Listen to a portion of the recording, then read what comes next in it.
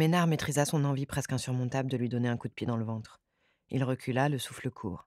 Il ne pouvait pas se permettre de le marquer. Pas maintenant, en tout cas. Pas avec Valmer dans les murs, en train de palabrer avec sa conne de patronne légaliste. « Rhabille-toi, connard », dit-il, la voix enrouée par la rage et la frustration. « J'en ai pas fini avec toi. Tu perds rien pour attendre. »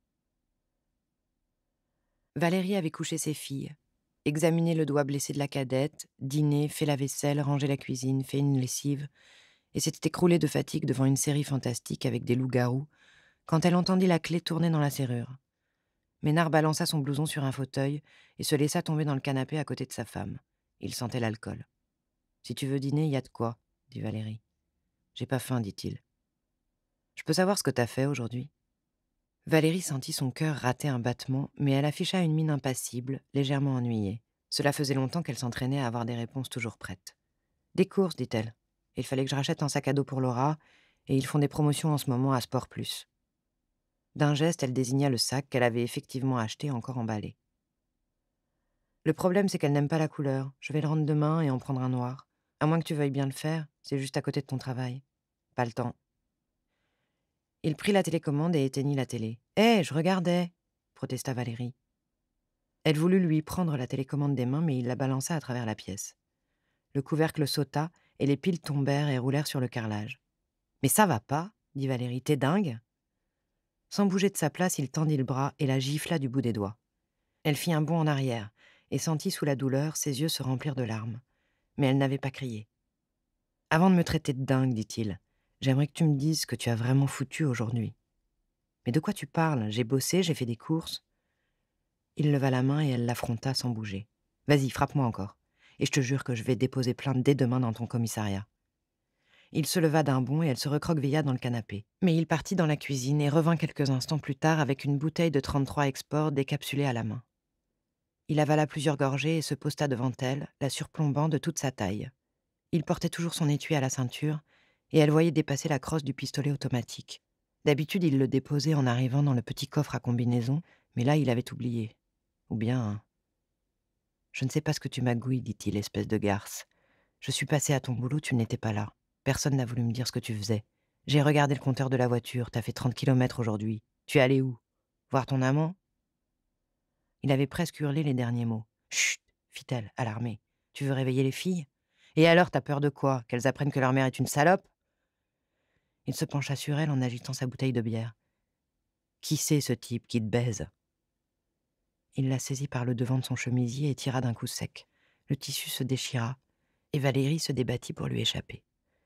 Elle réussit à se lever du canapé, mais il la rattrapa et la repoussa brutalement, la faisant tomber les 4 fers en l'air. Encore une fois, elle réussit à ne pas crier, malgré la douleur. Il la regardait en finissant sa bière, le visage déformé par un rictus de colère et de mépris. Il disparut dans la cuisine et revint avec une autre bière. Il portait toujours son arme à la ceinture. Pourvu que ce fût un simple oubli. Elle se redressa sans se lever, craignant qu'il ne la fasse tomber à nouveau. Mais comme il la regardait sans avancer sur elle, elle finit par se relever complètement et alla s'asseoir sur une chaise. Elle avait mal partout. Et surtout, maintenant, elle avait peur. Sa violence à son égard était jusque-là restée limitée. Cette fois, il lui semblait qu'il avait décidé de s'affranchir de ses limites. Et cette arme qu'il avait oublié de ranger, il la fixait, les yeux rétrécis. « C'est ta conne de sœur qui t'a monté la tête, c'est ça? C'est depuis l'hôpital que t'as changé, t'es plus la même. » Sans le savoir, il frôlait dangereusement la vérité. C'était vrai que quelque chose avait changé. Était-ce sa rencontre avec Thomas Magnus qui avait concrétisé son désir de liberté, ou l'aveu de sa sœur? Ou bien était-ce tout un ensemble de circonstances qui faisaient qu'elle ne pouvait plus supporter le carcan dans lequel elle vivait? « Tu gamberges là, hein ?» dit-il, en pointant la bouteille sur elle. « Pour ce qui est de porter plainte, vas-y. Tu verras comme tu seras reçu. Je vais donner des consignes. Ils ne te laisseront même pas entrer. » Pure rodomontade, elle le savait, mais ce n'était pas le moment de le lui faire remarquer. Brusquement, elle n'eut plus peur. Après tout, elle avait été kidnappée, menacée de mort par un présumé tueur, enfermée dans un coffre. Elle s'en était sortie sans dommage. Ce n'était pas ce flic de 3e ordre qui allait la terroriser. « Tu ne veux pas me dire qui te baise ?» cracha-t-il. « Personne ne me baise, dit-elle.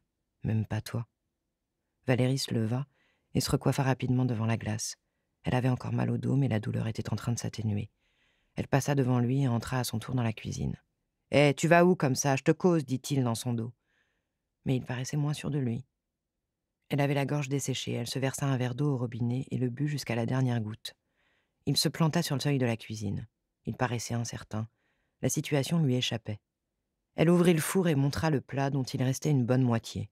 « Tu as faim, dit-elle.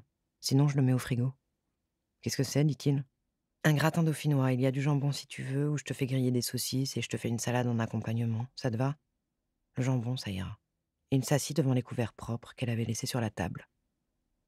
La crise était passée. Elle le vit détourner le regard quand elle se dirigea vers lui. Il avait honte de lui avoir déchiré son chemisier. Elle prépara la salade et la posa devant lui pendant que le four chauffait. Il posa la main sur sa hanche, et elle lutta pour ne pas la repousser loin d'elle. Son haleine chargée en bière et en tabac lui donnait envie de vomir. Qui était cette fille qui avait été amoureuse de lui 10 ans plus tôt? Quel rapport la femme qu'elle était aujourd'hui avait avec cette jeune idiote? « Je crois que c'est chaud, dit-elle. » Elle posa le gratin devant lui avec une cuillère pour qu'il se serve, sortit les rouleaux de jambon du frigo et retira le plastique qui les recouvrait. « Tu as tout ce qu'il te faut, dit-elle. Oui. Parfait, bon appétit. »« Qu'est-ce que tu fais, dit-il en la voyant sortir de la cuisine. »« Je vais me coucher.